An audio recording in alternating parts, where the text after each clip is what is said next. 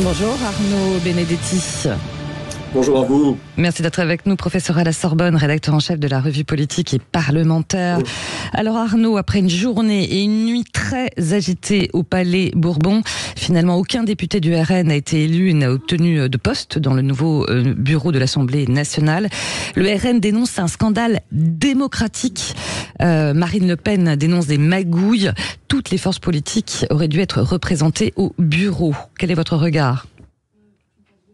La réalité, c'est que si l'on suit en effet le règlement de l'Assemblée nationale, il faut que l'ensemble des groupes parlementaires soient représentés à proportion de leur poids, et ce n'est évidemment pas le cas après les opérations de vote qui se sont déroulées depuis 24 heures. Il y a manifestement, c'est le moins qu'on puisse dire, un déséquilibre qui fait que le fonctionnement du bureau sera un fonctionnement qui ne correspond pas à la réalité de l'hémicycle, j'allais dire encore moins à la réalité socio-électorale du pays. Si vous voulez, c'est d'ailleurs finalement tout le problème de ces élections législatives qui se sont déroulées le 7 juillet, dont le second tour s'est déroulé le 7 juillet, c'est que elles finalement risquent de fabriquer un peu partout des ressentiments et des colères, n'ayant pas soldé finalement la crise démocratique à laquelle le pays est aujourd'hui confronté. Donc en effet, ce qu'on voit à travers le bureau de l'Assemblée nationale, c'est d'une certaine manière ce qui va être considéré, et pas tout à fait d'ailleurs à tort, comme une forme de déni de démocratie. Le Rassemblement national ayant de son côté essayé de respecter, force est de le constater, le règlement de l'Assemblée nationale, et un grand nombre de Français peut-être considérons que finalement ce qui s'est passé, ce sont des combinaisons politiciennes dignes d'un régime d'assemblée, et la crainte que l'on peut avoir, c'est que finalement le fonctionnement de cette assemblée, tel qu'il semble en tout cas s'initier aujourd'hui, renforce un vieux sentiment en France, qui est un sentiment qui a toujours existé historiquement, c'est l'antiparlementarisme. L'antiparlementarisme, oui, ça ne va pas forcément s'arranger, loin de là. Alors la gauche, finalement, est majoritaire au sein du bureau de l'Assemblée nationale. Le Nouveau Front Populaire a obtenu 12 postes sur 22, dont 2 vice-présidences sur 6, avec les insoumises Nadège Abomangoli et Clémence Guettet, qui d'ailleurs sera la première vice-présidente.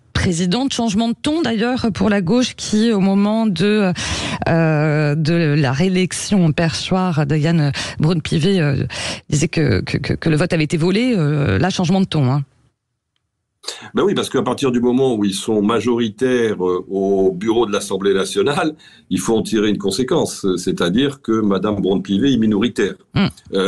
Donc, si vous voulez, ça va encore plus complexifier finalement le fonctionnement des institutions, parce que on voit bien que du côté de ce qu'on appelle le bloc central, qui est un bloc central minoritaire, en fait le problème c'est que cette assemblée n'est qu'une addition de minorités, il n'y a pas de majorité, c'est que le fonctionnement de ce bloc central qui souhaite en l'occurrence au moins élargir sa base pour essayer de créer les conditions d'une coalition, notamment avec LR, cette composition du bureau de l'Assemblée nationale vient politiquement, d'une certaine manière, hypothéquer un peu cette volonté de construire une coalition et surtout de l'élargir éventuellement aux sociodémocrates, parce qu'on ne voit pas comment aujourd'hui on peut fracturer le bloc du Nouveau Front Populaire, qui va arguer qu'il est majoritaire au bureau de l'Assemblée nationale. Donc, si vous voulez, on est dans une situation où aujourd'hui, le moins qu'on puisse dire, c'est que la clarification que souhaitait le président de la République est loin d'avoir lieu. Et nous rentrons, à mon sens, dans une zone de turbulence qui risque d'être une zone de turbulence très forte pour les mois qui viennent. L'enjeu, quand même, je rappelle, l'enjeu principal, c'est que la France, aujourd'hui, c'est la première fois depuis 1958, ne dispose pas de véritable gouvernement en ordre de marche. Parce que nous avons un gouvernement dont on nous dit, et à juste titre d'ailleurs, qu'il est là pour régler les affaires courantes, mais régler les affaires courantes, ce n'est pas gouverner. Alors aujourd'hui, quand même, il va y avoir le poste clé très convoité de la présidence de la Commission des Finances, qui normalement revient à un groupe d'opposition, selon le règlement. On est bien d'accord, Arnaud Benedetti. Oui, mais vous voyez bien qu'on est dans une confusion absolue. D'ailleurs, ce qui est très intéressant, c'est la façon dont se sont inscrits les différents groupes. Vous avez en effet aujourd'hui la plupart des groupes qui se sont inscrits comme groupe d'opposition, sauf le groupe qui n'est plus majoritaire, qui est le groupe macroniste, le groupe macroniste. Donc, si vous voulez, en principe, selon l'usage républicain depuis 2008, la présidence de la commission des finances devrait revenir au premier groupe parlementaire arithmétiquement à l'Assemblée nationale. Et quel est le premier groupe arithmétiquement le plus important à l'Assemblée nationale? C'est le RN. On voit bien que ce ne sera pas le RN qui l'emportera. Et on sait déjà qu'il y aurait un accord implicite qui aurait été noué entre LR, qui s'est inscrit d'ailleurs comme groupe d'opposition, mais qui néanmoins propose un pacte législatif et qui semble avoir négocié avec les macronistes pour disposer d'un certain nombre de postes. LR, c'est 45 députés aujourd'hui, c'est 15 députés de moins qu'en 2022.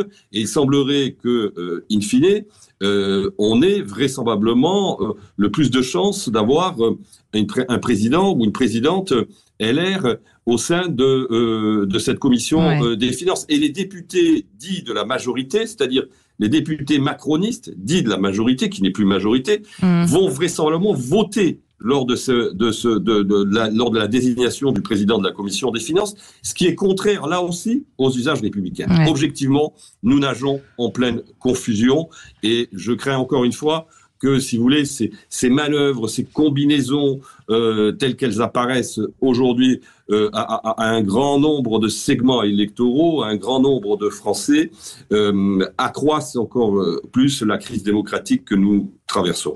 Dernier mot très rapide, Arnaud Benedetti, en parlant de crise et puis de spectacle. Hier, tour annulé, 10 enveloppes en trop dans les urnes. Quel spectacle, quelle image quand même assez déplorable, hein, non, pour les Français? Totalement. Le spectacle auquel donne lieu aujourd'hui l'installation de cette Assemblée nationale risque, je le crains encore une fois, d'accroître le fossé. On peut se poser des questions, d'ailleurs, c'est la première fois que de mémoire de parlementaires, en tout cas sous la Ve République, que ce type d'incident se produit. Ça montre que, in fine, cette Assemblée nationale, qui était déjà difficile à manager du temps de la précédente législature, va l'être encore plus dans les semaines et dans les mois qui viennent. Et on peut se poser la question d'ailleurs de la durée de vie après avoir passé un an de cette 17e législature. Merci beaucoup Arnaud Benedetti pour vos lumières, comme à chaque fois. Merci.